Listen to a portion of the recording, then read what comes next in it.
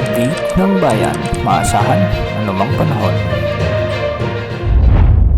Magandang oras po sa ating lahat. Narito ng pinakuling update sa magiging lagay ng ating panahon sa araw na ito at sa mga susunod na araw. Patuloy na kumikilos papalayo sa ating bansa ang dating bagyong Uwan na may international name na Fungwon at hulitong namataan sa layong 175 kilometers kanluran ng Sinait, Ilocos Sur. Taglay pa rin ng bagyo ang lakas ng hangin na umaabot sa 120 kilometers per hour malapit sa gitna at pagbugsong umaabot sa 150 kilometers per hour. Sa ngayon, kumikilos na ito ng pahilagang kanluran sa bilis na 10 kilometers per hour. Nakakaapekto pa rin ang bagyong ito at nakakaranas pa rin ng mga pagbugso ng hangin at pag-ulan ang malaking bahagi ng Ilocos Region kung saan nakataas pa rin ang signal number 2 at sa ilang bahagi ng Cordillera Administrative Region, Cagayan Valley, Central Luzon kasama na ang Metro Manila, Mimaropa at Calabarzon. Ngayong araw makakaranas pa rin ng mabagyong panahon, masungit na panahon ang inaasahan pa rin sa Ilocos Region, Cordillera Administrative Region, Cagayan Valley at Central Luzon.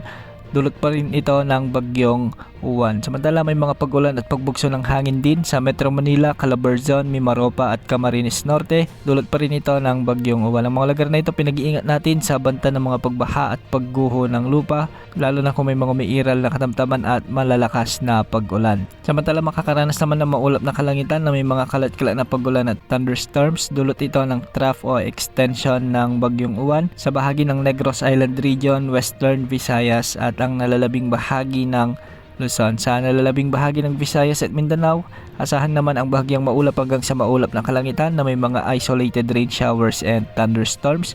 Dulot ito ng mga localized thunderstorms. Ngayong gabi inaasang makakalabas na sa ating area of responsibility ang bagyong Uwan at bahagya itong lalakas ng pansamantala bago kumilos ng pahilagang silangan. Sa araw ng Miyerkules ng gabi, posibleng pumasok muli ito sa ating area of responsibility at tutumbukin naman ang bansang Taiwan.